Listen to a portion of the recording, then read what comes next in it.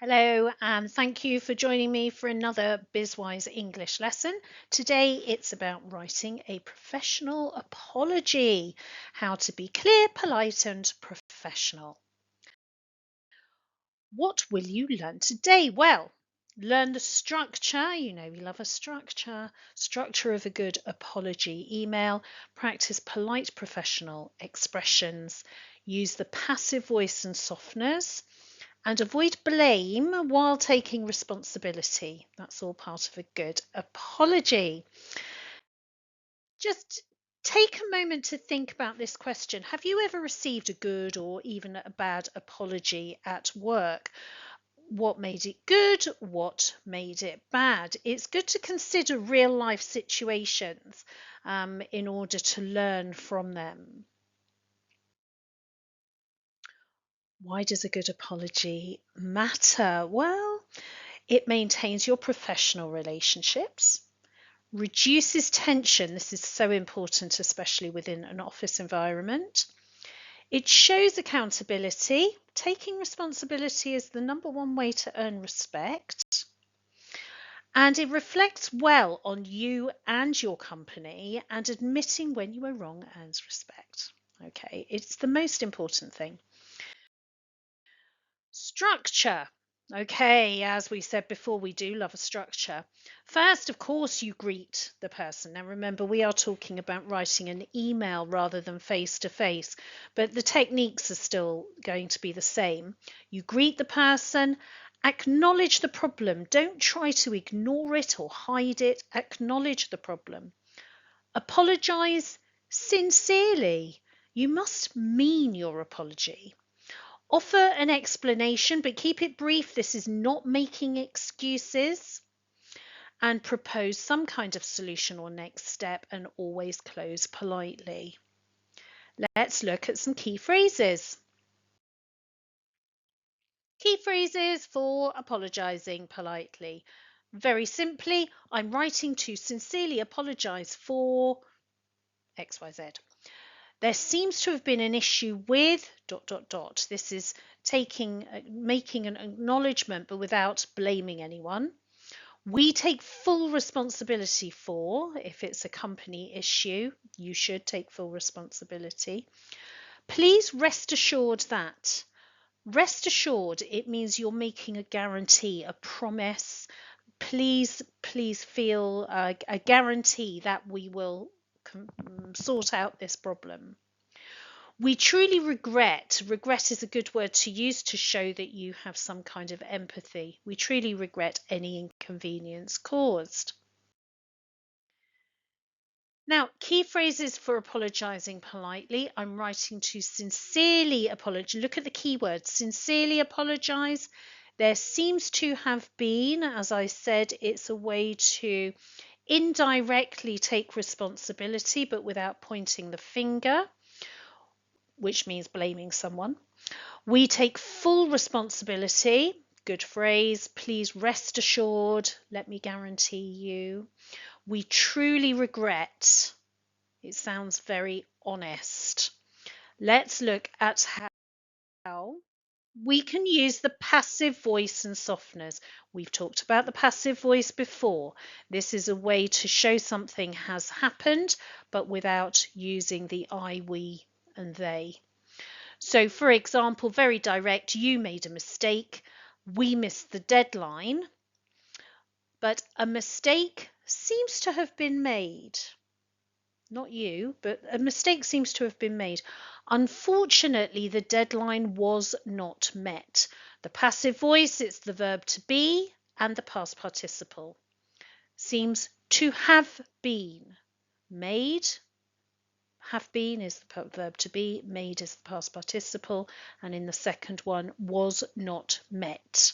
Was the verb to be, met is the past participle, and it's a way of indirectly stating something, very useful in all these types of situations where you might want to take some responsibility but without blaming anyone in particular.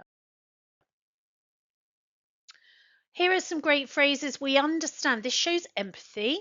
We understand how frustrating this must be. It's so important. We're currently reviewing what went wrong is an example of an explanation. Your feedback is appreciated. An acknowledgement that we know there's a problem. Thank you. Your feedback is appreciated.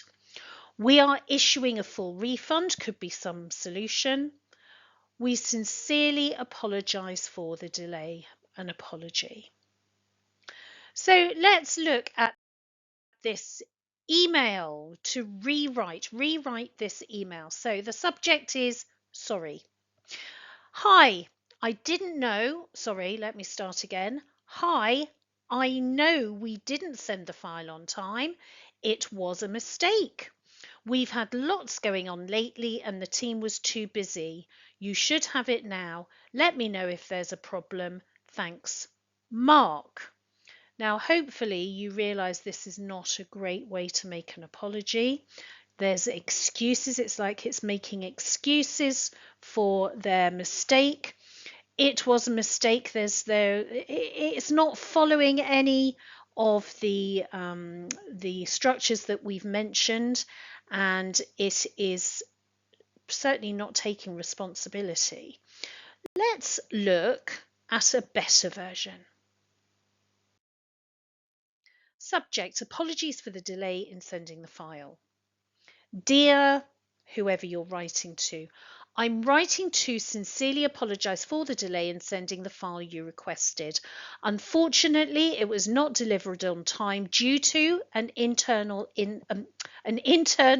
oversight. So it's explaining that there was an internal problem. We understand how important this file is to your work and we regret any inconvenience this may have caused. Please rest assured that the correct version has now been sent and we are reviewing our process to ensure this doesn't happen again. Thank you for your patience and please don't hesitate to get in touch if you have any further concerns. Warm regards, Mark. Now, this would build trust. If you were a client and you'd asked for a file and it wasn't sent on time, and maybe it caused you other delays or it caused other problems for you, you might think, well, I'm never using that company again.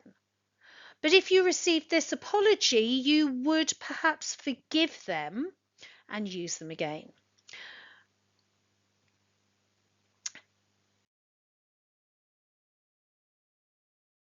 Here we see the key words, sincerely apologise. Sincerely, it means you honestly apologise, truly apologise. Unfortunately is a way to deliver bad news. We fully understand, empathy. We regret any inconvenience. Again, that's showing empathy. Please rest assured. So I guarantee this version has now been sent. And we are reviewing our processes to ensure this doesn't happen again. It's a kind of next step to show and explain that you are aware of the problem and you will do everything possible to make sure it doesn't happen again. Thank you for your patience. Very polite to close with, and please don't hesitate to get in touch. Leave those doors open for them to contact you.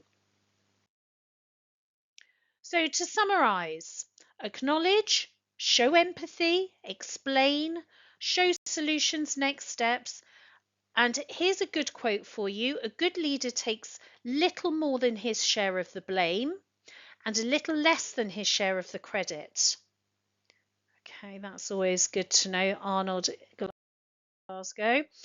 Mistakes are always forgivable if one has the courage to admit them. Bruce Lee.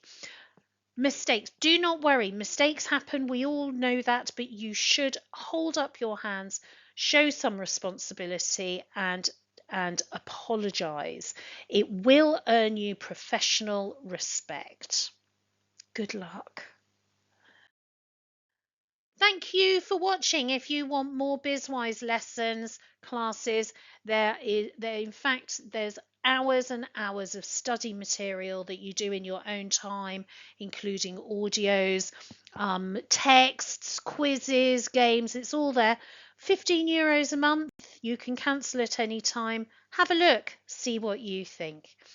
Thank you for watching. If you go to the website bizwiseenglish.com, there is an opportunity to try a free class just to see what you think. And one last thing, It gives you access to weekly live classes as a group. If you cannot join the live class, which is held every Wednesday at 1 p.m. Central European Time, if you cannot join, then you will receive all the materials in by email after. Okay. I hope to see you. Thank you so much.